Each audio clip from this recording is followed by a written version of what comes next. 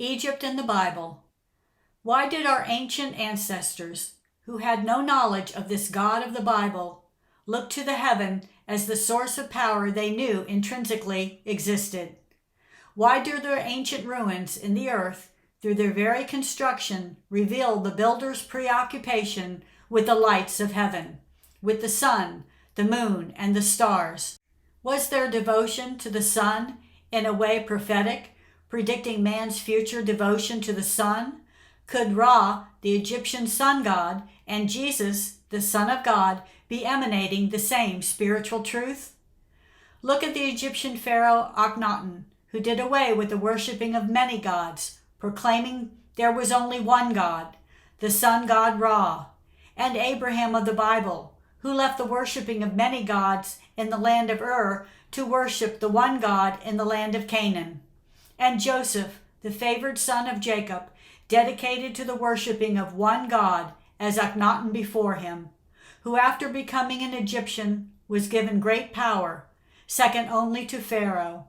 And Moses, who after living 40 years as an Egyptian was introduced to the God of his fathers, Abraham, Isaac, Jacob, and Joseph, leaving Egypt only to return 40 years later to retrieve his brothers, the Hebrews, out of a land that worshipped many gods and bring them into a new land where they worshipped one God. And last but not least, Jesus, the light of the world, the Ra of Judea, who came to bring his brothers, the Jews, out of the bondage of serving many laws, as Moses had brought his brothers out of the bondage of serving many gods. Today, there exist many religious truths, but there is only one spiritual truth. Why did so many important biblical figures go into Egypt? Why is Egypt repeatedly interwoven into the stories of the Bible? The Bible is the Word of God, the source of godly intelligence, the source of spiritual knowledge. Egypt is associated with the Spirit of God, the source of spiritual abilities, Egypt being the key to unlocking the spiritual truths encoded in the Bible.